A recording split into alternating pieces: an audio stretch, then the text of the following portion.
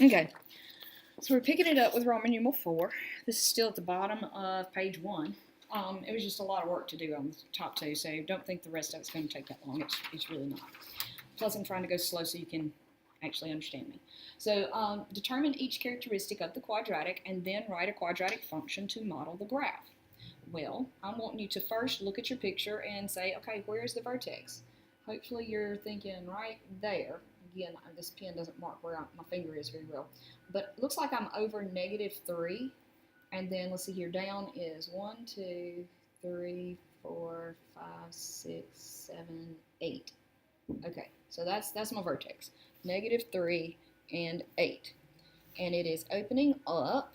And what is my slope? So I'm not trying to make this hard, but guys, remember looking through the crosshairs of a gun or something like that?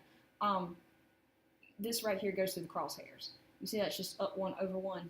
So your slope's just 1. I'm not trying to make that difficult. Now, I want the vertex form for this equation. So basically, this is your A value, and this is your H, and this is your K. And you're putting it into this form right here. So you're just going backwards, quite honestly. Since your A is 1, you don't really have to write it. It's not wrong if you do, but most people prefer not to. So remember your H value, it's going to change signs when you stick it in here. So that's going to be x plus 3 quantity squared, and then the 8 goes on the back end, and it just keeps the sign that it's got. And you're done. All right, so the very next one says, hey, let's convert this function to general form. Now, you're supposed to remember what general form is. So if you get on the test and you don't know what general form is, you can't answer this question because you don't know what I'm talking about. So, but basically, that just means multiply it out. So when we go to multiply it out, hopefully you remember your order of operations. Exponents and grouping symbols come first. So then second comes multiplying and dividing. So do not distribute the 2 first. The 2's got to sit there and be patient. The first thing you got to do is multiply this binomial squared. So I'm just going to go slow. If we go slow, that means write it twice. And I know some of y'all use the quick rule. I'll go over it in just a second. But going slow just means write it twice. And again, the 2 sits there and waits patiently. Go ahead and distribute. X times x should be x squared. X times -4, -4x. -4 times x is another -4x. And then -4 times -4 is a positive 16. Please be careful with your exponents, your variables, and your signs. Okay, and you stop distributing right there, and the 3 comes down. Don't lose him. But you don't want to distribute through to him either. Okay, and here the 2 gets distributed times all this stuff. And quite honestly, if I was you, I would put these 2 together first. I'd try to make it as small as possible before I did my distributing. Then I'd distribute my 2. So that'd be 2x squared. And then I've got a -16x. And that's going to be 32. Now stop distributing because that's your stop sign. Plus 3. Put your like terms together. So these 2 go together, and I've got 35. So that's my answer. If you did it the fast way up here at the top, so the fast way would have, and this just means you're going to square that binomial using the rule. Remember the rule is square the first, twice the product, square the last. So whenever we go through here and we're looking at x minus 4, squaring the first means x times x is x squared. Twice the product means multiply them together first. -4 times x is -4x. Double that, that's a -8x. And then square the last, -4 times -4 is positive 16. And then you pull down your 3. This puts us in the same position we were right here. So the rest of the problem is the same. Totally up to you how you want to start it. There's no bonus points for doing the fast way. You just want to make sure you're accurate. So whichever one you're more accurate with. Okay, so then we hit applications. So find the quadratic function which passes through this point and has this vertex. Okay, now what this is telling you is when it's just some random point, there's nothing special about this point other than the fact that it's on the quadratic. So that means the first number represents x and the second number represents y. But this is vertex. Vertex is known as hk.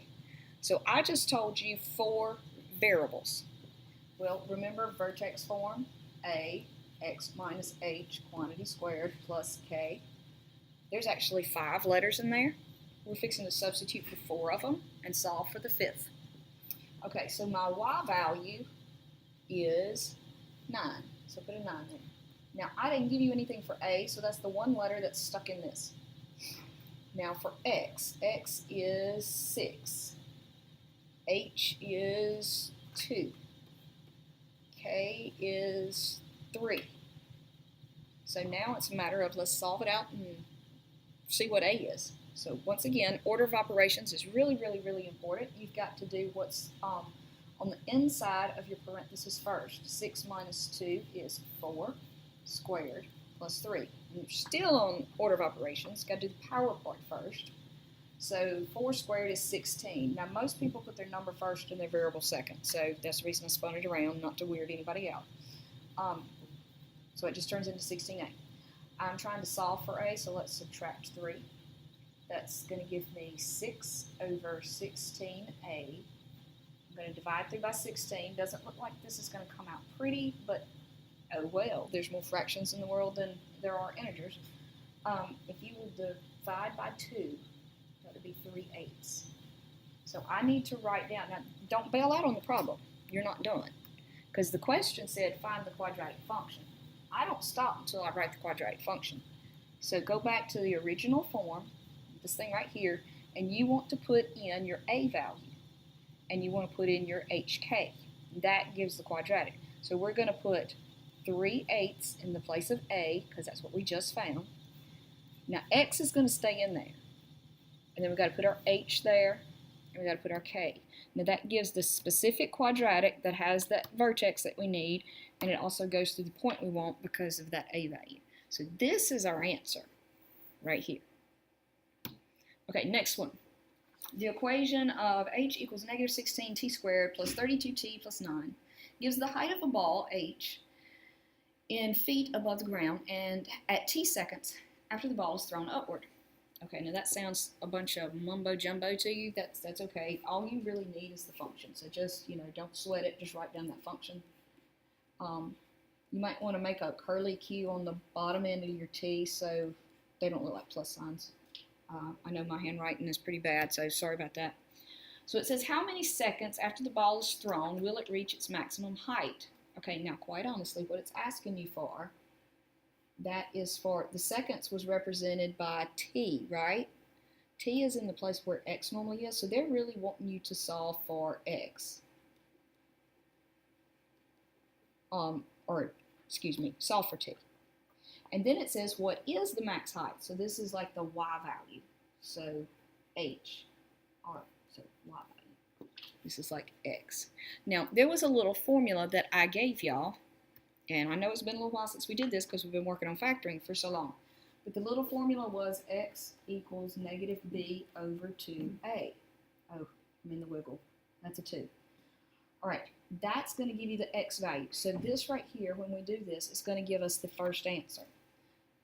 First of all, do y'all remember what a, b, and c are? Remember, this is a, b, c.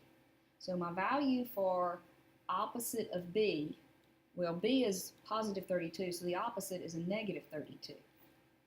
And then I've got my 2. My a value was negative 16.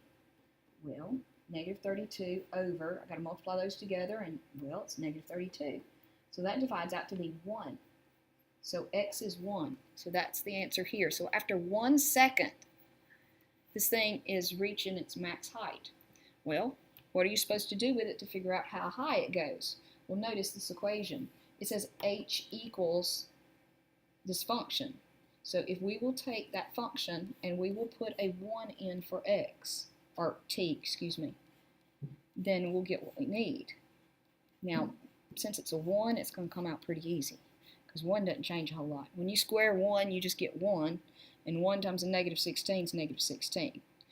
All right, over here, 1 times 32 is just 32 plus 9, so it's just a matter of putting this stuff together. Negative 16 and 32 make 16 plus 9, and I do believe that's 25. So my answer to the second question, what is the max height, it would be 25 feet, because it said in feet. Okay. If you don't put the units, I'm not going to cry about it, but you should be able to get your x and your y. But you're using this lovely little formula here. You need to know that formula. So know this. And just in case you can't read it, what it says is x equals negative b over 2a. So that's the way you would work that one. Okay. Now this next one, this is where you have to do your regression in your calculator. So a man throws a ball off the top of a building and records the height of the ball at different times, as shown in the table. So this is where you need to grab your graphing calculator, and just so I can remember how to tell you how to do it, you're going to hit Stat, Enter, and that'll give you your list. To clear the list, arrow up and highlight the name of the list, then hit Clear, Enter. And scoot over and do it to the other one. Clear, Enter. Then once you got them cleared out, you want to type in your new list. So you type the 0, the 1, the 2, and the 3. Scoot over and do 54, 66, 57, and 5. Okay. After that, you want to hit Stat, and then scoot over to Calc. We're wanting a quadratic, so go down to number 5 or just hit a 5, and then hit Enter. What I got, and it tells you at the top, y'all, it's got ax squared plus bx plus c. So, and then it lists out a is negative 16, and then it says b is 32.4, or at least this is what my calculator's saying, 52.9. So you can put those values in. So it says find a quadratic model for the data. That's what goes right here. We're going to put in negative 16, but that goes in front of x squared, just like a does. Okay, and then b, you're going to put that number here, and c, you're going to put that number there. So that would be plus 32.4x and a plus 52.9. So it says use the model to estimate the height of the ball at 2.8 seconds. Well, what I'm asking you to do is to come in here and you put in 2.8 seconds. So do negative 16, 2.8 squared plus 32.4 times 2.8 plus 52.9. So everywhere there's an x, you put 2.8. So it's just a matter of typing it in. I'm trying to beat the buzzer, so I might be speeding up just a smidge. So let's see here, plus 32.4 times 2.8 plus 52.9 is, I got 18.18. Okay, so that would be like 18.18 feet. And then it says, what is the ball's maximum height? Well, we need to know the y value for the vertex.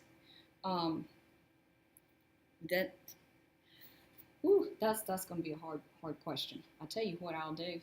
I'll let you estimate it. You can hit graph. Better yet, don't hit. If you hit graph, you're not going to see anything. Hit zoom and then scoot down till you see the one that says fit. So you want the one that says zoom fit, and it has a 0 out front. If you'll hit that one, it'll show you your picture. Okay, maybe not. Oh, I didn't turn my plot on. I'm sorry. If you hit, you got to type all that stuff in. I'm so sorry. You've got to type in y equal, you got to do negative 16x squared plus 32.4x plus 52.9, and then hit zoom 0.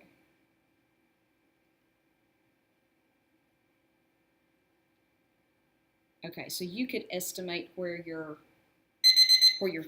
max height was. You can use that little trace button. So you can use your little arrow keys, and it'll give you a little plus sign, and you can make your little plus sign, get up there on top of your vertex, and you can just estimate it if you want to. And that'll work for right now. And it'll tell you on your screen what it is. I'm getting an estimate of x being 0.85 and y being like 69 point something another. So if you said that this was 69 or 70, that's the height, because y is height. So somewhere 69 to 70, we're good with that. Okay, but just, you can do an estimation, or you can go through and compute the whole thing. All right, we'll pick up the rest here in just a minute.